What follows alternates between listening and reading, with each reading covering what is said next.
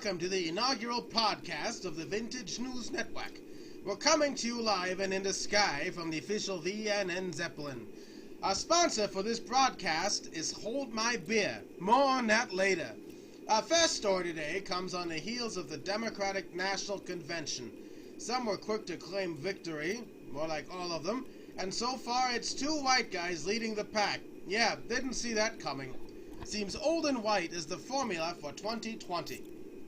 Amidst all of this tomfoolery, identitarianism, and bilingual pandering is the dilemma faced by the mainstream media. For one, they need to pick a solid candidate, while at the same time, they need Donald Trump to win. The reason for this is simple. It's like when you go to the movies to see an exciting picture and hope that in the end the villain isn't really dead because you want to see a sequel. As it stands right now, the Trump bump is wearing off. CNN, MSNBC, and the other fake news media continue to hemorrhage viewers. They pushed a conspiracy for 2 years in order to get ratings and advertising revenue. Once the Mueller report was released and the viewers left, they were desperate to cling to any rage bait they could find. But what happened to what's left of their viewers should Trump lose the election?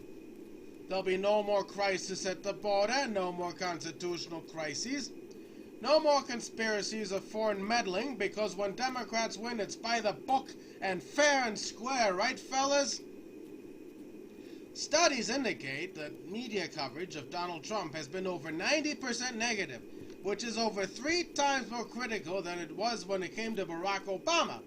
Furthermore, they want to monopolize the coverage on rage. Should a Democrat win, there are going to be a lot of YouTubers, just as there are now, who will be creating content contrary to the media narrative, just as they are already. So when they have to rage bait to report, they will lose even more people to alternative media. The only option left available to them is to resort to rage bait reporting involving the president. Should Trump lose in 2020, what will they be left with? Reporting negatively on Republicans? They do that all day already and it's not working, and it usually ends up backfiring on them. Are they really going to be calling out a Democrat president concerning conditions at the border? It's already been proven that they won't, because no one cared when Obama was separating children in detention centers, or if you're of the liberal persuasion, concentration camps, in some cases reuniting them with their fake families and deporting a record number of illegal aliens. Trump hasn't nearly deported as many, and he's been called anti-immigrant. They need him and his wall. They are so desperate for ratings that they will use 4-year-old pictures to criticize the president because they didn't want to speak poorly of Obama. All of a sudden now, they care.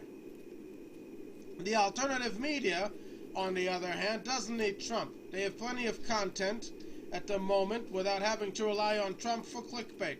The constant stream of liberals asking people to hold their beer created a never-ending fountain of faux pas to report on, and a lot of wasted beer.